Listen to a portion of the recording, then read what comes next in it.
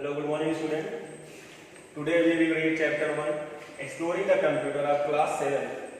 In this chapter, we will read some topics as first is computer and its part, second topic button and ports on the computer means front and back end, and third topic is inside the system unit, and fourth topic, that is last topic of the chapter, how we will set a desktop computer.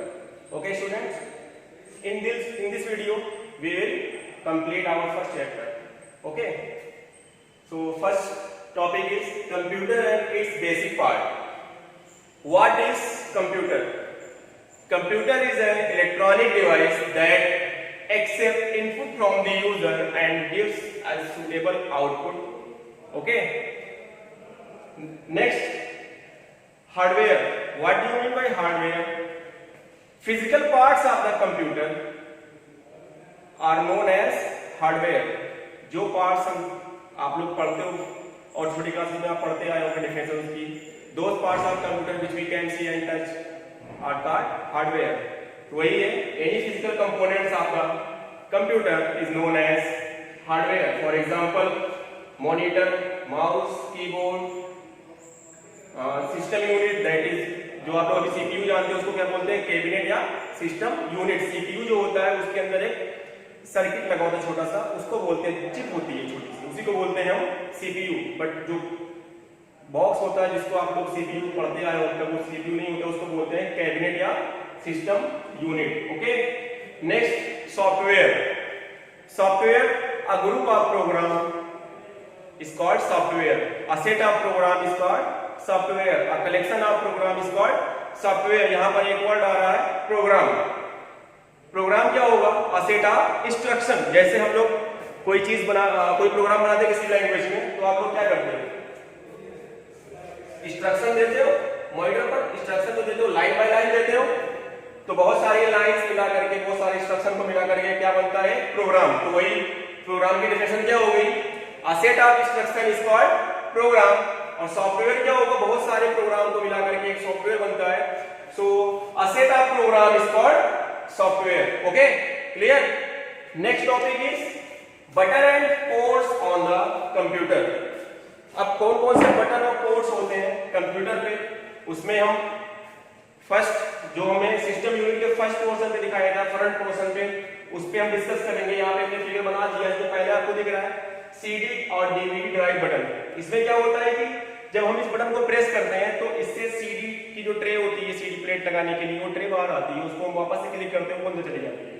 तो इसका use करते हैं CD की जो tray होती है उसको बाहर और अंदर करने के लिए. ठीक है, नेक्स्ट यूएसबी पोर्ट. यूएसबी का फुल फॉर्म होता है यूनिवर्सल सीरियल बसेस. ओके, बहुत सारे पोर्ट्स जो होते हैं, जैसे कीबोर्ड के हुए यूएसबी पोर्ट्स वाले, अगर आप यहाँ भी लगा सकते हो, उसकी बहुत दो या तीन दिए होता है यहाँ पे, और पीछे भी होता है, उस पर डिस्कस करेंगे हम. यूएसबी पोर्ट्स जितने भी पेन ड्राइव हो गई या जितनी भी यूएसबी डिवाइसेस होती है आपकी, उन सबको आप इसमें कनेक्ट कर सकते हो. ठीक है, नेक्स्ट ऑडियो पोर्ट.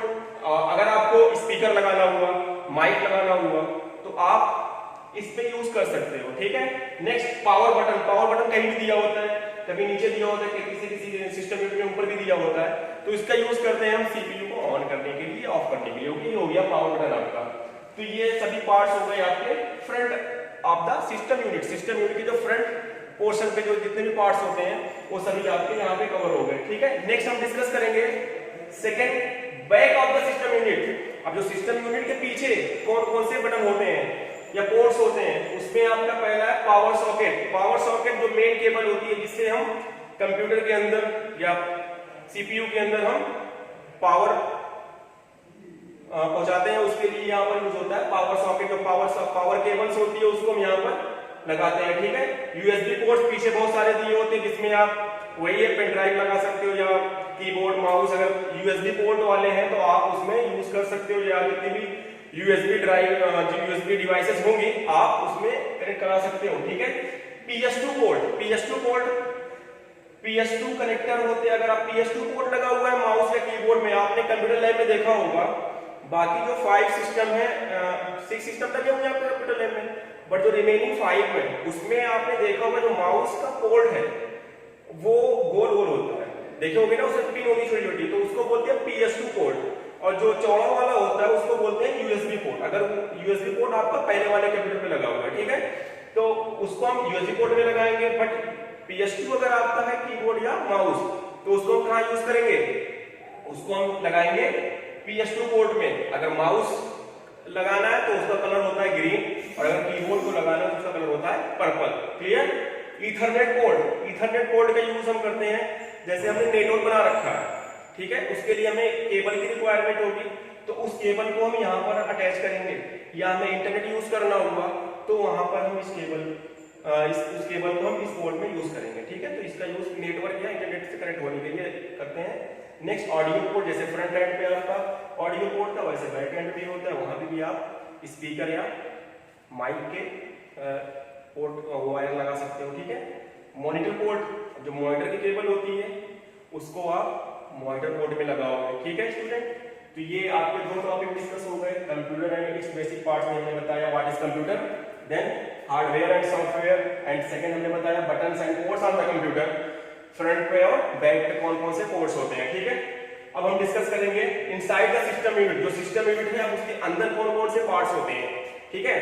उसमें पहला क्या है, पावर सप्लाई यूनिट, जिसको बोलते हैं SMPS, इसका फुल फॉर्म होता है स्विच मोड पावर सप्लाई, ठीक है। जो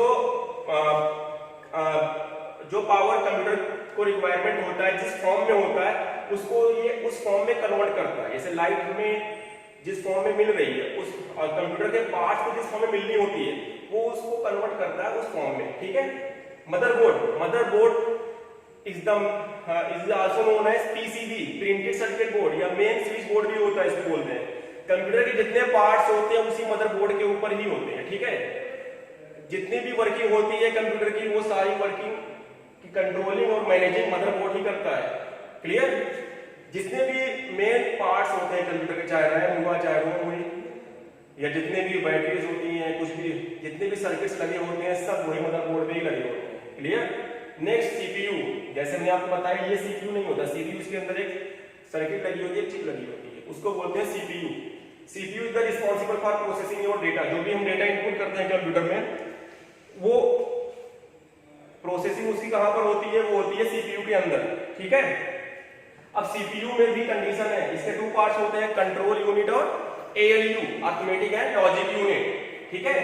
हम आपको बता दें कंप्यूटर जो वर्क करता है वो करता है IPO साइकिल पर।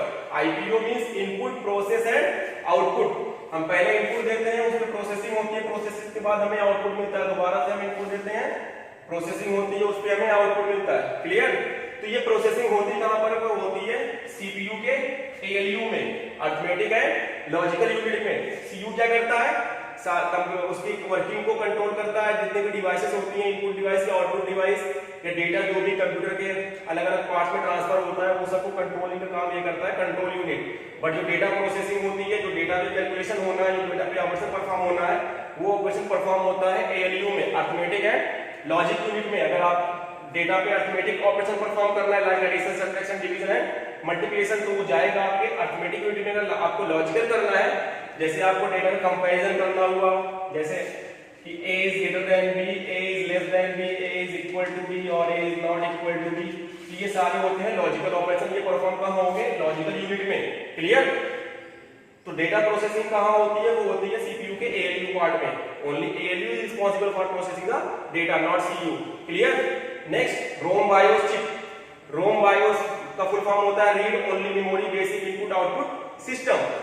ये फिक्स मेमोरी होती है, कहां पर फिक्स होती है, मदरबोर्ड में। मैंने आपको बताया कि मदरबोर्ड में सारे सर्किट होते हैं, सारे मेन पार्ट्स कंप्यूटर के मदरबोर्ड पे ही लगे होते हैं। तो जो रोम बायोस होती है वो भी कहां लगी होती है, मदरबोर्ड के ऊपर ही लगी होती है। इसमें बायोस एक प्रोग्राम होता है, बेसिक इनपुट आउटपुट सिस्टम, जो रिस्पांसिबल होता है आपके कंप्यूटर को ऑन करने के लिए। जब भी हम कंप्यूटर ऑन करते हैं तो बूटिंग प्रोसेस होती है, तो सबसे पहले जो मेमोरी में लोड होने वाला प्रोग्राम होता है वो होता है बायोस। क्लियर। यही रिस्पांसिबल होता है आपके कंप्यूटर को ऑन और ऑफ करने के लिए। क्लियर। रैम, आजकल जो आपको रोम बायोस नहीं मिलेगा, क्योंकि आजकल जो बायोस प्रोग्राम आता है वो फ्लैश ड्राइव में आने लगा है, ताकि आप इसमें कुछ चेंज करना चाह रहे हो तो चेंज कर सकते हो। जो चेंजेस पॉसिबल नहीं थे वो पॉसिबल नहीं थे रोम बायोस में, क्योंकि रोम का नाम ही होता है रीड ओनली मेमोरी। उसमें राइट प्रोग्राम को हम सिर्फ रीड कर सकते हैं, ना ही उसमें कुछ चेंजेस कर सकते हैं, ना उसको कुछ राइट कर सकते हैं। क्लियर। रैम चिप क्या होती है? RAM memory. RAM stand for random access memory. जब भी हम सिस्टम ऑन करते हैं तो सारे प्रोग्राम हार्ड डिस्क से कहां लोड हो जाते हैं? रैम में आकर के। जब तक हम वर्क कर रहे होते हैं कंप्यूटर में, जो भी वर्क करते हैं वो सारे डेटा कहां स्टोर होते हैं? रैम में। इसको डीएमए भी बोलते हैं, डायरेक्ट मेमोरी एक्सेस, क्योंकि जो सीपीयू कोई भी डेटा एक्सेस करता है वो करता है रैम से ही। ठीक है। It stores the data temporary store करता है। जब तक कंप्यूटर ऑन है, उसमें पावर सप्लाई हो रही है, तब तक वो डेटा स्टोर करता रहेगा। जैसे ही हमने सिस्टम शट डाउन किया तो ये डेटा यहां से डिलीट हो जाएगा। इसलिए आपको कंप्यूटर शट डाउन करने से पहले आप डेटा को सेव कर लो। क्लियर। हमने आपको बताया कि किसी भी सिस्टम की परफॉर्मेंस डिपेंड करती है उसकी रैम पर। आपका मोबाइल देखते होंगे हैंग होने लगता है। क्यों हैंग होने लगता है? उसकी कैपेसिटी जो होती है रैम की वो कम होती होगी। अगर ज्यादा रैम वाला मोबाइल है तो उसकी प्रोसेसिंग स्पीड बहुत फास्ट होगी, वो हैंग भी नहीं करेगा। क्लियर। नेक्स्ट इसमें आता है hard disk drive. Hard disk drive is also known as storage disk और storage drive which is used for storing the data permanently. आप पावर कट हो जा रहा है, सिस्टम शट डाउन आप कर दे रहे हो तो जो डेटा परमानेंटली स्टोर होता है या जो हम प्रोग्राम अपनी तरफ से स्टोर करते हैं वो सारे कहां स्टोर होते हैं? परमानेंटली हार्ड डिस्क के अंदर। क्लियर। तो इसमें डेटा डिलीट नहीं होगा। यहाँ पे एक क्वेश्चन और बनता है वोलेटाइल और non volatile memory. Volatile memory क्या होती है? जिसमें कंप्यूटर शट डाउन होने के बाद डेटा डिलीट हो जाए। जैसे रैम में तब तक डेटा स्टोर रहेगा जब तक उसमें पावर सप्लाई होती रहेगी। या जैसे आपने सिस्टम शट डाउन किया तो क्या हो गया? डेटा डिलीट हो गया। ठीक है। बट हार्ड डिस्क में ऐसा नहीं है। हार्ड डिस्क ऐसी डिवाइस है, कैसी मेमोरी है आपकी? Non volatile memory. Means in this memory data will not be erased when we turn off the computer. Okay. एक चीज यहाँ पर बच रही है, एक्सपेंशन कार्ड। एक्सपेंशन कार्ड बहुत सारे लगे होते हैं वहां पर आपके मदरबोर्ड के ऊपर, जिसमें वीडियो कार्ड होता है, साउंड कार्ड होता है, नेटवर्किंग कार्ड होता है। ठीक है। इसका यूज क्या होता है? It is used to enhance the performance of your computer. जो आपके कंप्यूटर की परफॉर्मेंस होती है उसकी परफॉर्मेंस को बढ़ाने के लिए काम आता है एक्सपेंशन कार्ड। ठीक है। नेक्स्ट एक टॉपिक और रहेगा इस चैप्टर में, setting up a desktop computer. Suppose आपने एक नया कंप्यूटर परचेज किया तो आप उसको सेटअप कैसे करोगे? ठीक है। तो उसके लिए सबसे पहले आप मॉनिटर को निकालो। मॉनिटर केबल लगाओ और उसका जो केबल होता है वो लगाओ आप पावर सॉकेट में। ठीक है। फिर पावर सॉकेट में यहाँ पे लगेगा मॉनिटर बोर्ड में। ठीक है। और जो मेन केबल होती है वो आप लगाओगे पावर सॉकेट में, और आप एक लगाओगे क्या? कीबोर्ड और माउस का केबल कहां लगाओगे? अगर PS2 पोर्ट आपने खरीदा हुआ है, PS2 पोर्ट वाला माउस, तो उसको आप लगाओगे यहाँ पर। ग्रीन वाला माउस का होता है तो ग्रीन वाला ग्रीन में लगाओगे माउस का, और अगर आपने कीबोर्ड करा है तो कीबोर्ड वाला पर्पल वाले में लगाओगे। ठीक है। अगर आपका USB पोर्ट है कीबोर्ड और माउस तो कहीं भी लगा दो, USB पोर्ट के किसी भी पोर्ट में लगा दो, वहां पे कोई कंडीशन नहीं है। बट PS2 में ऐसा है कि आपका अगर ग्रीन माउस है तो आपको ग्रीन वाली लगाना है, और वैसे भी माउस वाले पे अगर आपने परचेस किया PS2 तो उस पे ग्रीन कलर का बना भी होता है, तो इससे आपको आइडिया जाए कि आपको लगाना कहाँ है। ठीक है। तो आपने इसको असेंबल कर दिया, केबल को, मॉनिटर वाली केबल को असेंबल कर दिया। पावर सॉकेट वाली को आप क्या करोगे? पावर सॉकेट वाली केबल आपको यूपीएस में लगाना है। जो बैटरी बैकअप होता है, यूपीएस अनइंटरप्टेड पावर सप्लाई का फुल फॉर्म होता है। जैसे पावर कट हो जाए और सिस्टम शट डाउन करना है आपको तो कुछ बैकअप प्रोवाइड कराता है वो। ठीक है। जैसे इन्वर्टर होता है वैसे वो भी होता है, उसकी बैटरी होती है यूपीएस। ठीक है।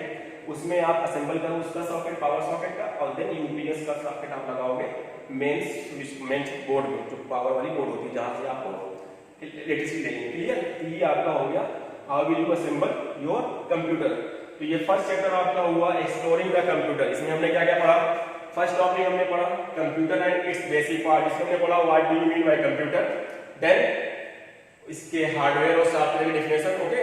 नेक्स्ट हमने पढ़ा इसके बटन कौन कौन से होते हैं, इसके बटन और पोर्ट। तो पोर्ट क्या होता है? Port allow you to connect peripheral device. Peripheral device means जो भी डिवाइसेस होती हैं, चाहे इनपुट डिवाइसेस हो चाहे आउटपुट डिवाइसेस हो, जैसे आपका कीबोर्ड, माउस, मॉनिटर, प्रिंटर। ठीक है। ये सब करने के लिए आप पोर्ट यूज करते हो। तो वही पोर्ट आपके बारे में पढ़ा। Front of the system unit या कैबिनेट या सिस्टम यूनिट के फ्रंट एंड में कौन कौन सा बटन होता है वो हमने देखा, उसके बारे में पढ़ा। फिर बैक एंड में कौन कौन से पोर्ट या बटन होते हैं उसके बारे में हमने पढ़ा।